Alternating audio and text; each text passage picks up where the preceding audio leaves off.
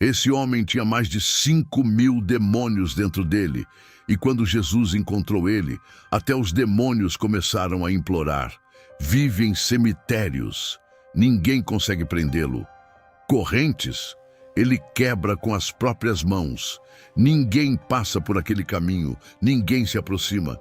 Esse homem não dorme, não para, grita dia e noite. E quando Jesus desceu daquele barco, esse homem correu. Mas aqui está o que quase ninguém percebe sobre essa história.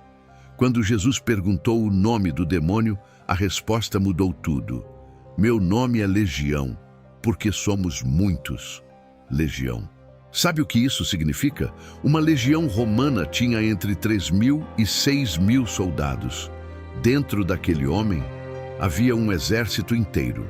E o que vem a seguir nessa história é perturbador de um jeito que ninguém te contou na escola dominical. Porque Jesus não apenas expulsou esses demônios, ele negociou com eles. E os demônios tinham medo. Fique até o final, porque a parte mais chocante dessa história não está no que aconteceu com o homem, está no que aconteceu com a cidade. Para entender o que realmente aconteceu naquele dia, você precisa entender o lugar. Jesus acabava de atravessar o mar da Galileia, uma travessia que quase matou os próprios discípulos. Tempestade, ondas, pânico total. E Jesus dormia.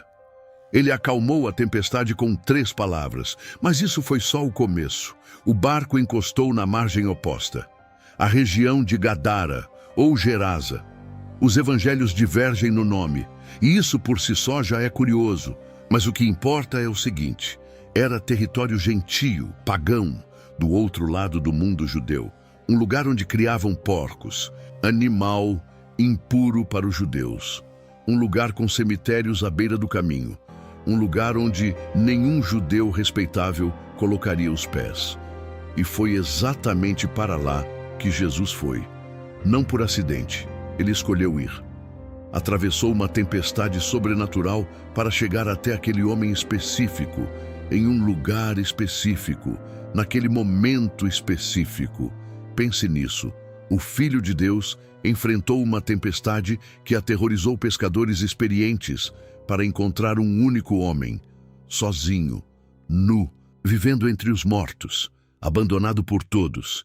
E é aqui que a história começa a ficar perturbadora, porque quando aquele homem viu Jesus ao longe, ele correu, mas não para fugir, para se prostrar. E o que saiu da boca daquele homem não era a voz dele. O homem se jogou aos pés de Jesus e gritou: O que há entre mim e ti, Jesus, Filho do Deus Altíssimo? Conjuro-te por Deus que não me atormentes. Pare, releia isso. Um demônio conjurou Jesus pelo nome de Deus. O ser que havia se rebelado contra Deus usou o nome de Deus para tentar se proteger. Isso não é detalhe, isso é desespero. Mas tem algo ainda mais perturbador aqui. Quase ninguém percebe isso. O texto diz que Jesus já havia ordenado que o espírito saísse. Já havia ordenado. Antes da negociação, antes do nome, antes dos porcos.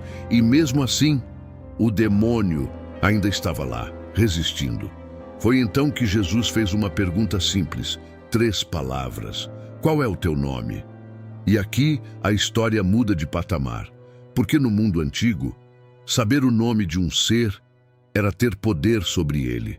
Jesus não perguntou por curiosidade, ele perguntou para expor, e a resposta veio, trêmula, plural, aterrorizante. Meu nome é Legião, Legião. Naquela época, todo mundo sabia o que era uma legião. Era guerra, era destruição, era conquista. Era a máquina de guerra mais letal do mundo conhecido, disciplinada, impiedosa, organizada. Roma havia conquistado o mundo inteiro com legiões, e havia uma dentro daquele homem. Pense no que isso significa para o corpo humano, para a mente humana, uma pessoa, carregando o peso de milhares de entidades. Não é difícil entender por que as correntes não funcionavam, porque ele cortava a si mesmo com pedras, porque gritava sem parar, porque ninguém conseguia se aproximar. Não era loucura, era guerra. E é exatamente aqui que a cena fica mais estranha do que qualquer filme de terror já ousou mostrar, porque a legião fez um pedido, uma legião de demônio, prostrada diante de Jesus, tremendo, suplicando, e o pedido foi esse: não nos mandes para fora desta região, manda-nos para aqueles porcos. Pare tudo. Um exército de demônios estava negociando com Jesus, não fugindo, não desafiando, negociando.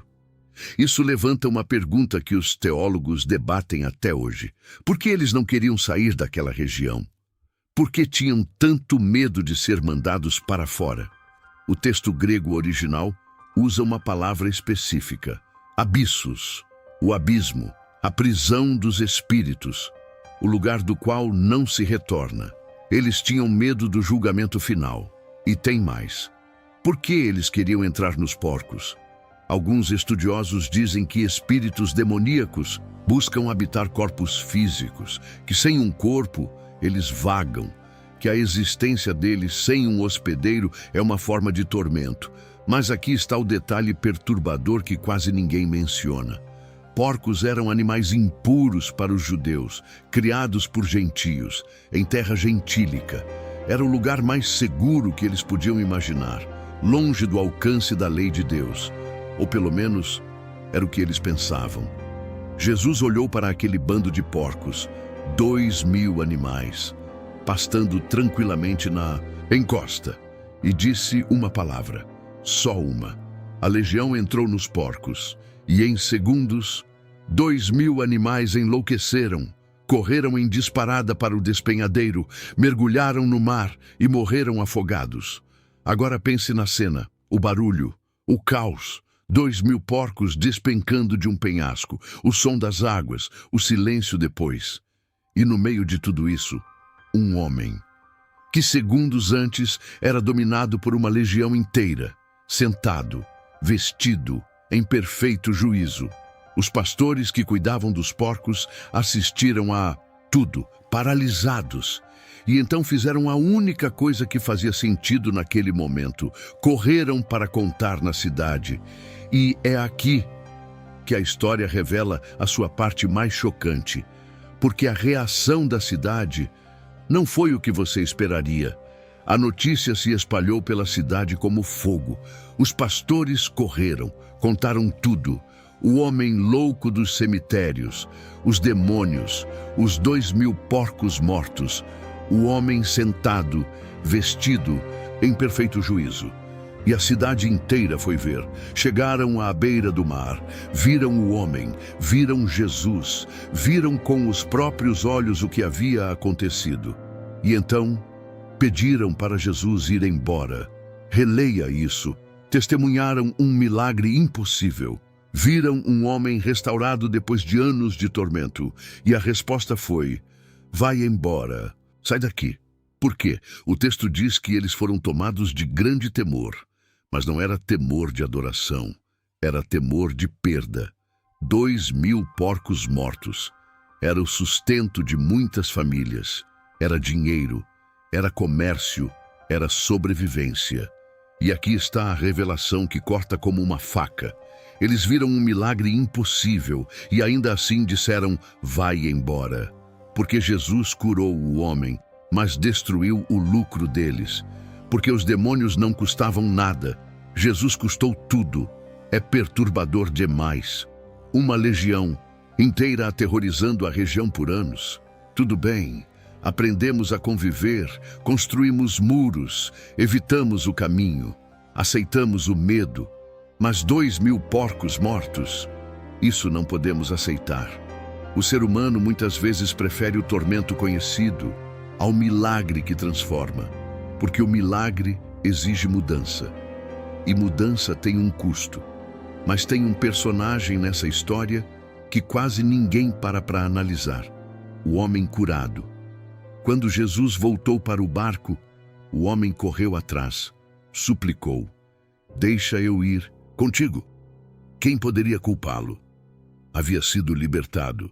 Estava vivo de verdade pela primeira vez em anos. e a única coisa que queria era ficar perto de quem o havia salvo. Mas Jesus disse não. Não. E o que Jesus disse em seguida é uma das ordens mais poderosas de todo o Novo Testamento. E, paradoxalmente, é a única vez nos evangelhos que Jesus deu essa ordem específica. Porque em todos os outros milagres, Jesus mandava as pessoas ficarem quietas. Não conta para ninguém. Vai e não diz nada. Para esse homem, foi o oposto. Vai para a tua casa, para os teus. Conta o que o Senhor fez por ti. Jesus expulsou um exército de demônios e então enviou um único homem de volta, sem treinamento, sem recursos, sem um apóstolo ao lado, sozinho, como o primeiro missionário da história em território gentio. E o que esse homem fez? Preparou o caminho para algo que Jesus ainda não havia feito. Uma segunda visita àquela região, meses depois, que resultaria em outro milagre coletivo para 4.000 pessoas. O homem que ninguém queria por perto se tornou o homem que abriu uma nação inteira para o Evangelho. E é aqui que precisamos fazer a pergunta que essa história realmente está fazendo. Não sobre demônios, não sobre porcos, sobre você. Essa história aconteceu há 2.000 anos, em um cemitério, em uma região que ninguém visitava, com um homem que ninguém queria. Mas se você olhar com cuidado, ela está acontecendo agora, todos os dias. Pense no homem, demoníaco por um segundo. Não como um personagem bíblico distante, como uma pessoa real. Ele vivia entre os mortos, cercado de escuridão, isolado de tudo que havia sido antes. As pessoas tentaram prendê-lo, tentaram controlar o problema. Ninguém tentou curar. Quantas pessoas você conhece que vivem assim hoje? Não com demônios literais, mas presas, em ciclos que não conseguem quebrar, em vícios que destroçam tudo ao redor, em traumas que ninguém vê por fora, mas que por dentro gritam dia e noite. As correntes mudaram de forma. Não são mais de ferro, são de ansiedade, de dependência, de vergonha acumulada por anos, de uma voz interna que repete sem parar: você não tem conserto. E a cidade? A cidade também não mudou. Ainda hoje, quando alguém é radicalmente transformado, a primeira reação de muita gente não é alegria, é desconforto, é ceticismo, mas e os porcos? Mas e o prejuízo? Mas e o que eu vou perder se isso for verdade? Preferimos conviver com o problema, conhecido, do que enfrentar a mudança que a solução exige. E o homem curado, ele representa algo que poucos de nós temos coragem de fazer. Voltar. Voltar para aqueles que viram você no pior momento, para a família que desistiu, para o lugar onde tudo desmoronou e dizer: olha o que aconteceu comigo. Não com arrogância, com gratidão. Essa é a missão mais difícil. Não pregar para estranhos, testemunhar para quem te conheceu quebrado. Mas tem uma última camada nessa história, uma que a maioria das pessoas nunca chega a ver, porque exige olhar não para o homem curado, não para a cidade assustada, mas para Jesus, para o que ele fez antes de tudo isso começar, para a tempestade que atravessou, para a margem que escolheu, para o único homem que foi buscar do outro lado do mar. Jesus não foi àquela região para pregar, não foi para fazer milagres em massa, não foi para impressionar ninguém. Ele foi por um homem, um único homem, sem nome no texto, sem família mencionada, sem história anterior. Apenas um homem que o mundo havia descartado. E isso levanta a pergunta mais poderosa de toda essa narrativa. Uma pergunta que não tem como ser ignorada.